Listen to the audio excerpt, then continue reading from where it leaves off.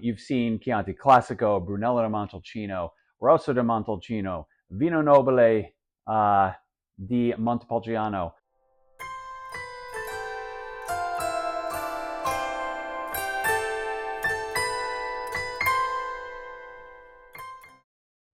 Hey, welcome back for day 15 of the wine advent calendar for 2024, and we're talking about Sangiovese. Sangiovese wines, native to Italy, native to Tuscany, grown in other areas of the world here and there, but that's where the things are done right. You've seen Chianti Classico, Brunello di Montalcino, Rosso di Montalcino, Vino Nobile di Montepulciano. Wines, Sangiovese in some blends, some IGT blends from Tuscany, some Super Tuscans per se. Really, really great wine overall. They can be a little earthy, right? So if you're a fan of old world wines, you'll definitely like Sangiovese. Grape yields wines that are medium to full body, the medium to high in tannin. Sometimes they can have a dry finish, which I don't love. The ones that don't have a really dry finish are the ones that are really well made.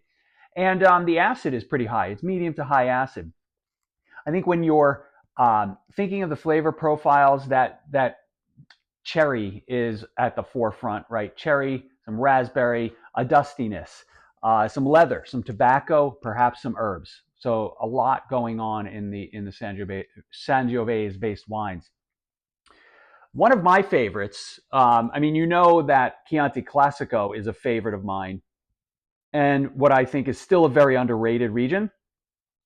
One of my favorite wines of all time are the Chianti Classico wines from Isole E Olena. It's very uncomfortable to say. I don't know why. Isole E Olena. It doesn't roll off my tongue. These wines are fantastic, regardless of vintage. But obviously, if I'm sure they do better in better vintages. The still can be had around the $30 mark. So still very, very good value. And I think you should go and try to pick one up. If you want to learn more about Chianti Classico, I've got a video here that I think will be worth your time. And I will see you tomorrow for the next day of the Advent calendar.